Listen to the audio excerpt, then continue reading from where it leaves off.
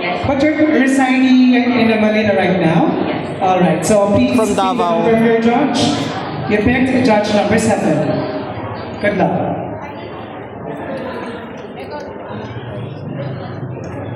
Good evening, hi. Good evening, ma'am. How do you envision yourself using this platform to associate or to advocate for us and support young people in your community and beyond?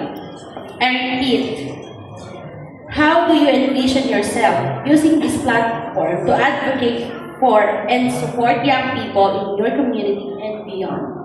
To answer the question direct to the point, I'm actually a teacher, but I decided to pursue pageantry since doing pageant is the thing that I do love. I'm very passionate about it, and I'm very visionary in terms of joining pageant. I do have a lot of causes or a lot of advocacy that I really want to implement. So I disregard at the moment my teaching profession. But it doesn't mean that I will going to forget that I am a graduate of Bachelor of Secondary Education major in English.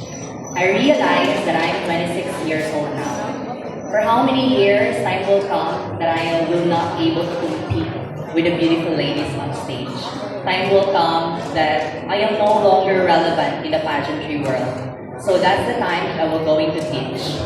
I join now and I disregard my profession. It is because I really want to teach young LGBT member that you should do the thing that you love. You should not let other people dictate what are the things that you should do. It is your life. So do the things that you love, what you want, and never let life be worthless. So I am joining here because this is what I love, and I hope that every one of you was inspired by doing this. Good evening. All right. Very well. Thank you so much, RBG.